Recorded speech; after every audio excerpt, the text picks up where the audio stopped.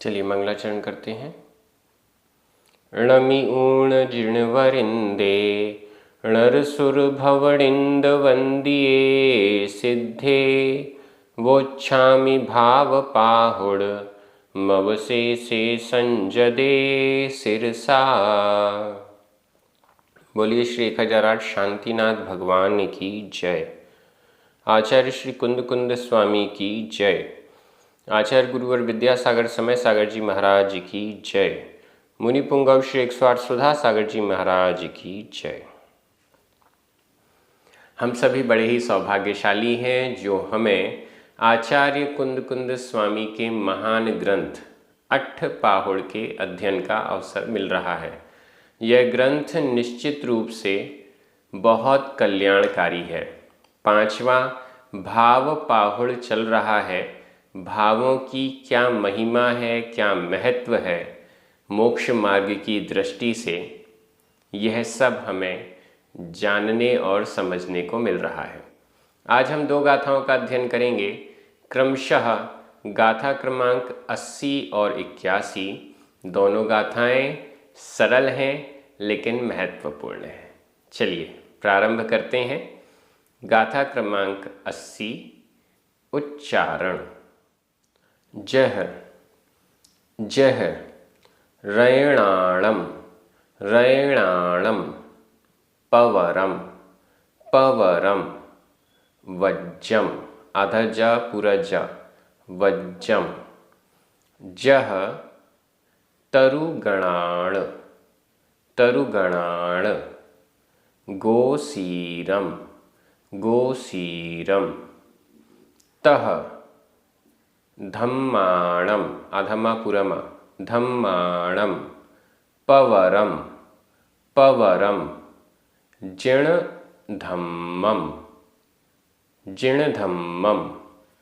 भावि भावि भवमहणं भवमहणम्।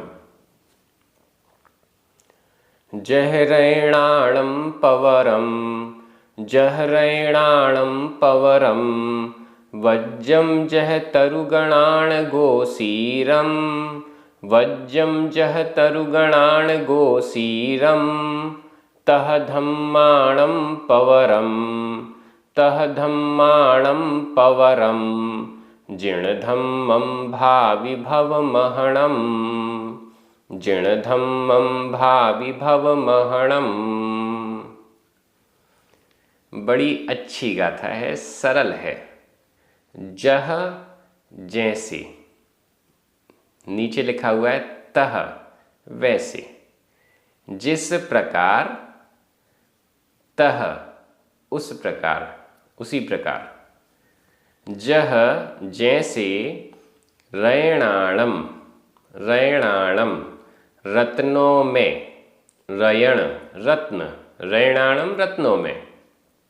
जह जैसे, रैणाणं रत्नों में, पवरम प्रवर प्रवर प्र यानी प्रकृष्ट रूप से, उत्कृष्ट रूप से, वर यानी श्रेष्ठ, सर्वोत्तम। जह जैसे, रैणाणं रत्नों में, पवरम प्रवर है, श्रेष्ठ सर्वश्रेष्ठ है। कौन? वज्जम वज्र वज्र हीरा डायमंड। जह जैसे, रैणाणं रत्नों में, वज्जम वज्र या हीरा, पवरम प्रवर है, सर्वोत्कृष्ट है। उदाहरण दिया जा रहा है, तुलनात्मक दृष्टि से बताया जा रहा है। जैसे रत्नों में, रत्न बहुत प्रकार के होते हैं, नीलमणि, लालमणि और पता नहीं कितने कितने सैकड़ों प्रकार के रत्न होते हैं। उन सभी रत्नों में सर्वोत्कृष्ट, सबसे ज़्यादा मूल्यवान होता है वज्र यानी डायमंड, हीरा। यह हीरा सभी रत्नों में पवरम प्रवर यानी सर्वश्रेष्ठ है, सबसे ज़्यादा मूल्यवान है, सबसे ज़्यादा श्रेष्ठ माना जाता है, सर्वोत्तम माना जाता है। जह, आगे एक और उदाहरण दे रहे हैं। जह जैसे, तरुगणान, तरु वृक्ष, गण समूह, वृक्षों के समूह में, जैसे वृक्षों के समूह में गोसीरम, गोसीरम, गोशीर्ष, गोशीर्ष नाम का चंदन, गोसीरम, गोशीर्ष नाम का चंदन का वृक्ष प्रवर यानी सर्वोत्कृष्ट होता है। जैसे रत्नों में वज्र श्रेष्ठ होता है, और जैसे तरुगणाण वृक्षों के समूह में गोसीरम, गोशीर्ष नाम का चंदन वृक्ष श्रेष्ठ होता है। दो उदाहरण दिए।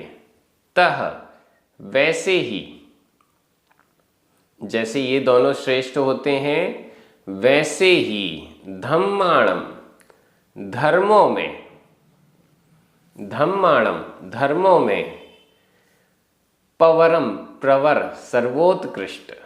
धर्म बहुत सारे हैं, अलग अलग धर्म हैं, अलग अलग लोगों के द्वारा, व्यक्तियों के द्वारा, महात्माओं के द्वारा चलाए हुए हैं, प्रचलन में हैं इत्यादि। तह उसी प्रकार धम्माणम धर्मों में, पवरम प्रवर सर्वोत्कृष्ट, जिन धम्मम जिन धर्म है, जिनेन्द्र भगवान के द्वारा उद्घाटित या प्रचारित, धम्मम धर्म, उपदेशित धर्म, जिण धम्मम जिनेन्द्र भगवान से संबंधित धर्म, यह ही धम्माणम धर्मों में पवरम प्रवर है, सर्वोत्कृष्ट है, ऐसा हमें समझना चाहिए। तह उसी प्रकार धम्माणम धर्मों में, जिण धम्मम जिन धर्म पवरम प्रवर है। बहुत सारे रत्न रखे हुए हैं, उन रत्नों के बीच में अगर डायमंड हीरा रखा हुआ है तो सबकी दृष्टि उसी ओर जाएगी, सब यही चाहेंगे कि इन रत्नों में से मुझे हीरा मिल जाए। बहुत सारे पेड़ हैं, उन सब वृक्षों के बीच में यदि गोशीर नाम का चंदन वृक्ष है तो सब उसकी ओर आकर्षित होते हैं। उसी प्रकार से बहुत सारे धर्म हैं, उन सभी धर्मों में यदि मोक्ष मार्ग की दृष्टि से देखा जाए, मोक्ष की दृष्टि से देखा जाए, तो मोक्ष का अभिलाषी जिन धर्म को ही चुनेगा, क्योंकि इस जिन धर्म के माध्यम से ही मोक्ष संभव है, सर्वोत्कृष्ट है, प्रवर है, सर्वोत्कृष्ट है। इसलिए भावी भवमहणम, हे भव मथन करने वाले, भव संसार, महणम मथन, संसार का मथन करने वाले, संसार का नाश करने वाले, संसार को समाप्त करने वाले, हे मुनिराज भावी भावना करो। जिन धम्मम जिन धर्म की भावना करो, क्योंकि जिन धर्म के विषय में बताया जा रहा है, इसलिए भावी भावना करो। यहाँ पर भावी जो है वो विधि एवं आज्ञा काल मध्यम पुरुष एक वचन का क्रिया रूप है, लेकिन अनियमित प्रयोग है। भावी भावना करो, किसकी भावना करो? जिन धम्मम जिन धर्म की भावना करो, जिन धर्म को भावो। हे भवमहणम, हे भव मथन करने वाले, हे संसार को नष्ट करने वाले, संसार का त्याग करने वाले, संसार से छूटने वाले मुनिराज, जिन धर्म को भावो। बड़ा सरल और स्पष्ट है कि सबसे श्रेष्ठ धर्म कौन सा है? जिन धर्म है। क्यों है? क्योंकि यह हमें संसार से पार करके मोक्ष प्रदान करने वाला है, दुखों से छुड़ाकर सुख तक पहुंचाने वाला है। इसलिए जिन धम्मम जिन धर्म ही पवरम प्रवर है, श्रेष्ठ है, सर्वश्रेष्ठ है, और जो संसार का नाश करने में लगे हुए हैं, संसार को समाप्त करने में लगे हुए हैं, इस जिन धर्म की ही भावना करो, ऐसा आचार्य कुंद स्वामी कह रहे हैं। व्याकरण की दृष्टि से जह 2 बार, तह, ये तीनों ही अव्यय हैं। रयणाणम, तरुगणाणम, तरुगणाण, धम्माणम, ये तीनों ही षष्ठी विभक्ति के बहुवचन हैं।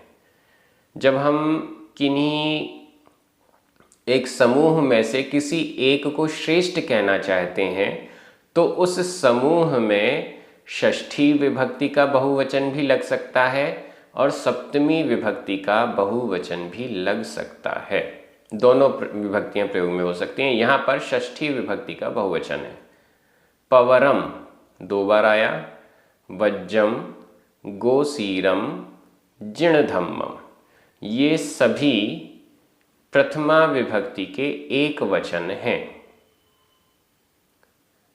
और भावी, यह विधि एवं आज्ञाकाल मध्यम पुरुष एक वचन का क्रिया रूप है, अनियमित प्रयोग है। भवमहणम, यह संबोधन का एक वचन है।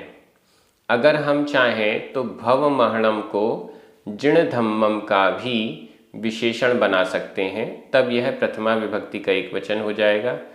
और भावी के साथ जोड़ दें, इस भव मथन करने वाले जिन धर्म को भाव, ऐसा भी अर्थ कर सकते हैं। दोनों प्रकार से अर्थ कर सकते हैं।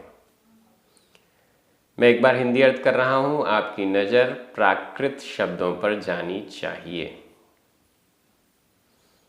जैसे रत्नों में वज्र सर्वोत्कृष्ट है, जैसे वृक्षों के समूह में गोशीर नाम का चंदन वृक्ष श्रेष्ठ है, वैसे ही धर्मों में जिन धर्म सर्वोत्कृष्ट है। इसलिए हे भव मथन करने वाले मुनिराज, उस जिन धर्म को भाओ, भावना करो। इस प्रकार से गाथा का अर्थ हो गया। अब हम अगली गाथा में चल रहे हैं। गाथा क्रमांक 81, उच्चारण। पूयादिषु, पूयादिषु, वय सह्यम, वय सह्यम, पूर्णम, आधाना पूर्णा, पूर्णम, हि, हि, जिणेहि, जिणेहि, सासणे, सासणे, भणीयम, भणीयम, मोह, खोह, आधा क ख, मोह खोह, विहीणो, मोह खोह विहीणो, परिणामो, परिणामो, अपणो, आधा पा पूरा पा, अपणो, धम्मो, आधा मा पूरा मा, धम्मो। पूयादिषु वयसह्यम, पूयादिषु वयसह्यम, पूर्णम हि जिणेहि सासणे भणीयम, पूर्णम हि जिणेहि सासणे भणीयम, मोह खोह विहीणो, मोह खोह विहीणो, परिणामो अपणो धम्मो, परिणामो अपणो धम्मो।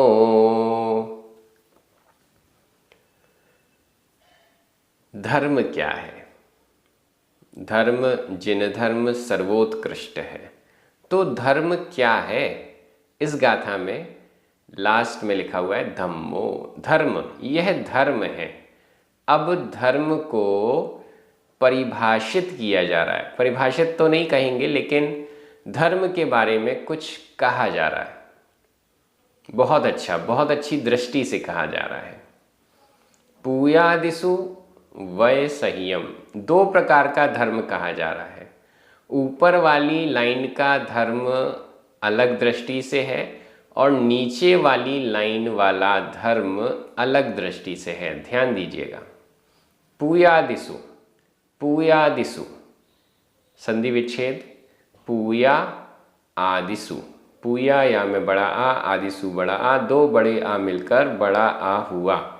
पूया आदिषु पूयादिषु, पूया पूजा, पूजा आदिषु आदियों में, पूजा आदि में, पूजा आदिकों में, और वय संयम, वय व्रत, संयम सहित, वय संयम व्रत सहित पूयादिषु पूजा आदि क्रियाओं में पूर्णम पुण्य है।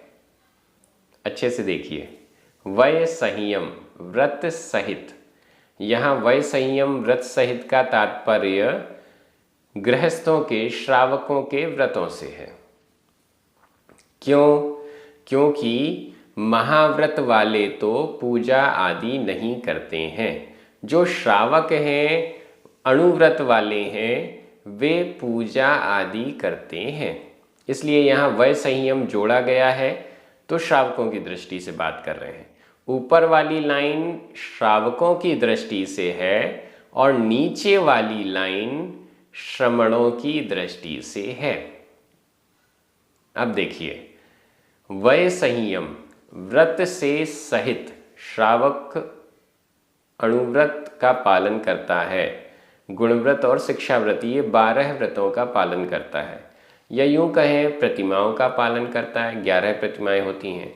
वय संयम व्रत सहित, श्रावकों के व्रत सहित, श्रावकों वाले व्रत सहित पूयादिषु पूजा आदि क्रियाओं में पूर्णम पुण्य जो होता है वह धम्मो धर्म है। फिर से सुन लीजिए, कहना क्या चाह रहे हैं।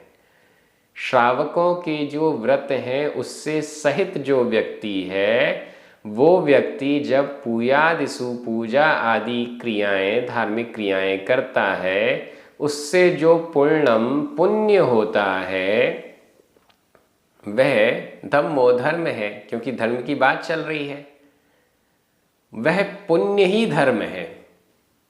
पूर्णम पुण्य, वह पुण्य ही धर्म है। आगे देखिए, दूसरा चरण ही, निश्चित रूप से, ही शब्द आया, निश्चित रूप से, जिणे ही सासणे भणियम, पूर्णम पुण्य, भणियम कहा गया, पुण्य कहा गया, या पुण्य रूप धर्म कहा गया, भणियम कहा गया। किसके द्वारा कहा गया? जिणे ही, जिनेंद्र भगवानों के द्वारा कहा गया, तीर्थंकरों के द्वारा कहा गया, गणधरों के द्वारा कहा गया, आचार्यों के द्वारा, साधुओं के द्वारा कहा गया। जिने ही, जिनों के द्वारा कहा गया। कहाँ पर कहा गया? सासणे, शासन में, जिन शासन में, जिन आगम में, जिन आगम ग्रंथों में, जिन शासन में, जिणे ही, जिनों के द्वारा भणियम कहा गया, ही निश्चित रूप से कहा गया। क्या कहा गया? कि व्रत से सहित पूजा आदि जो क्रियाएं गृहस्थ कर रहा है वह पुण्यम, पुण्य रूप धम्मो धर्म है। धम्मो नीचे लिखा हुआ है, वो धर्म है, क्योंकि ये प्रकरण धर्म का चल रहा है। पुण्यम, पुण्य ही धर्म है। आचार्य कुंदकुंद स्वामी कह रहे हैं, गृहस्थों की दृष्टि से कह रहे हैं, पुण्यम, ये जो पुण्य है वह ही धर्म है, क्योंकि इससे अधिक घर गृहस्थी में रहते हुए कोई कर नहीं सकता। श्रमणों वाला धर्म जो कहा जाएगा वह धर्म घर गृहस्थी में रहते हुए नहीं किया जा सकता। इसलिए गृहस्थ श्रावकों का धर्म पूजा आदिसु वैसह्यम, ये ही कहा गया है। अन्य भी ग्रंथों में अन्य भी आचार्यों ने इसी प्रकार से कहा है, उसमें भी आप तुलनात्मक दृष्टि से अध्ययन कर सकते हैं। आगे, मोह खोह विहीणो। अब श्रमणों का धर्म क्या है? मोह खोह विहीणो। विहीणो विहीन, किससे विहीन, किससे रहित? मोह खोह, मोह और खोह, खोह यानी क्षोभ, मोह और क्षोभ से विहीन, मोह और क्षोभ से रहित,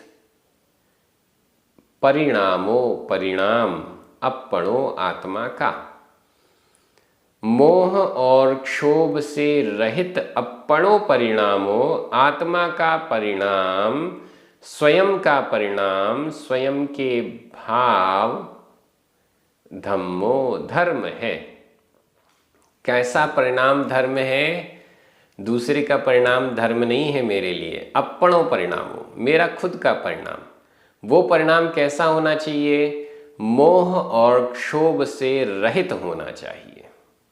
मोह यानी राग द्वेष, राग द्वेष से रहित होना चाहिए। क्षोभ, अंतरंग में क्षोभ नहीं हो, कोई दुश्मन आ जाए, कोई कुछ हो जाए, कुछ गड़बड़ हो जाए, अंतरंग के परिणाम कलुषित नहीं होने चाहिए, क्षोभ नहीं होना चाहिए। मोह और क्षोभ से रहित जो समता भाव है, जो आत्मा का परिणाम है, वह धम्मो धर्म है। अन्य भी आचार्यों ने और आचार्य कुंदकुंद स्वामी ने स्वयं भी ये ही लाइन दूसरे ग्रंथों में भी लिखी है। मोह खोह परिणामो, मोह खोह विहीणो, परिणामो अपणो हु समो, ऐसे करके भी लाइन आई है। और समता ही धर्म है, ऐसा भी कहा है। मोह और क्षोभ से रहित, क्या गृहस्थ मोह और क्षोभ से रहित हो सकता है? समता परिणाम से सहित हो सकता है? नहीं हो सकता। वस्त्र आदि परिग्रह रखा हुआ है, मित्र पुत्र स्त्री इत्यादि से घिरा हुआ है, उनसे लगाव है, इन सब के होते हुए एक गृहस्थ घर में रहते हुए मोह और क्षोभ से विहीन नहीं हो सकता। अगर मोह से रहित है तो वस्त्र क्यों पहना है? अगर मोह से रहित है तो घर में क्यों स्थित है? अगर मोह नहीं है तो मेरा घर या किसी और का घर, मेरे घर में क्यों, किसी और के घर में क्यों नहीं? अगर वस्त्र आदि से ममत्व नहीं है तो ये बटन क्यों लग जाती है कुर्ते की, शर्ट की? अपने आप तो लगती नहीं है। मोह है तभी तो ये बटन लगती है, नहीं तो ये बटन नहीं लगेगी। कोई अपने आप हमारे ऊपर कपड़ा डाल रहा है ऐसा नहीं है, हम स्वयं पहन रहे हैं। मोह है इसलिए पहन रहे हैं। गंदा है उतार दो, साफ पहनना है। गंदा है तो साफ कर रहे हैं। ये सब हमारे मोह का परिचायक है। गृहस्थ श्रावक घर में रहते हुए मोह और क्षोभ से विहीन समता भाव वाला नहीं हो सकता है। किसी का वियोग हो जाए दुखी होता है, किसी का अच्छी वस्तु मिल जाए उसे खुशी होती है, समता भाव नहीं रह पाता। ये समता भाव तो साधना से आता है, जब निर्ग्रंथ हो जाते हैं, द्रव्यलिंग और भावलिंग दोनों को धारण करते हैं, तब जाकर ये धर्म प्रकट होता है। इसमें बहुत चिंतन की आवश्यकता है। मोह और क्षोभ से विहीन जो आत्मा का परिणाम है वह धर्म है, ऐसा श्रमणों की दृष्टि से कह दिया। और श्रावकों की दृष्टि से निम्न स्तरीय धर्म जो हम कर सकते हैं वो ये है, व्रत सहित पूजा आदि क्रियाओं से जो पुण्य मिल रहा है वह ही हमारे लिए इकलौता धर्म है, ऐसा मन से नहीं कह रहे हैं आचार्य कुंद कुंद स्वामी, ऐसा जिन शासन में जिनों के द्वारा भणियम कहा हुआ है। ये लाइनें बड़ी महत्वपूर्ण हैं। अन्य भी ग्रंथों में आचार्य समंतभद्र स्वामी ने, आचार्य जिनसेन स्वामी ने, अन्य बहुत सारे आचार्यों ने श्रावकों की दृष्टि से पुण्य को ही धर्म के रूप में स्वीकार किया है। तो वो सब भी हम वहाँ पर देख सकते हैं। आगे आचार्य कुंद कुंद स्वामी इस विषय को और आगे बढ़ाने वाले हैं। आगे हम जरूर इन सब चीज़ों को और अच्छे से समझने वाले हैं। यहाँ पर गाथा पूर्ण हो गई है। व्याकरण की दृष्टि से पूयादिसु सप्तमी विभक्ति का बहुवचन है। वैसह्यम, पूर्णम, भणियम, मोहखो, विहीणो, परिणाम, धम्मो, इन सब में प्रथमा विभक्ति का एक वचन है। ही, यह अव्यय है। जिणे ही, तृतीया विभक्ति का बहुवचन। सा, सणे, सप्तमी विभक्ति का एक वचन। भणियम, यह भूतकालिक कृदंत का प्रयोग है। अपणो, ये षष्ठी विभक्ति का एक वचन है। व्याकरण हो गया। मैं एक बार हिंदी अर्थ कर रहा हूं, आपकी नज़र प्राकृत शब्दों पर जानी चाहिए। व्रत सहित श्रावक पूजा आदि क्रियाओं में जो पुण्य करता है वह ही उसके लिए धर्म, निश्चित रूप से धर्म है। ऐसा जिन शासन में जिनों के द्वारा कहा हुआ है और मोह और क्षोभ से विहीन आत्मा का परिणाम धर्म है। ये श्रवणों की दृष्टि। इस प्रकार से दोनों गाथाएं पूर्ण हो गई। बड़ी महत्वपूर्ण गाथाएं हैं। गाथा क्रमांक 81 तो आपको चिंतन के लिए मजबूर कर सकती है। पुण्य ही धर्म है, पुण्य का ही संचय करो, ऐसा श्रावकों की दृष्टि से अनेक आचार्यों ने कहा है। जहाँ पुराण आदि हम पढ़ते हैं तो वहाँ पर भी ये स्पष्ट पुण्य की महिमा बताई गई है कि श्रावकों के लिए तो पुण्य का संचय करो, ऐसा भी आचार्यों ने कहा है। क्यों कहा है? इस गाथा से स्पष्ट हो रहा है क्योंकि पुण्य भी धर्म है। श्रावकों की दृष्टि से पुण्य भी धर्म नहीं, पुण्य ही धर्म है, क्योंकि इसके अलावा पुण्य से हटकर कुछ और तो श्रावक कर नहीं सकते हैं।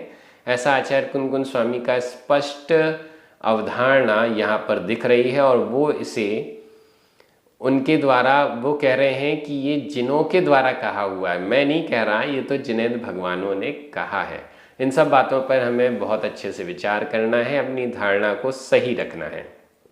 आप सभी बहुत अच्छे से अध्ययन कर रहे हैं, सभी आनंदित हैं। जिनवाणी स्तुति करें, 9 बार नमोकार मंत्र पढ़ें। सभी को जय जिनेंद्र।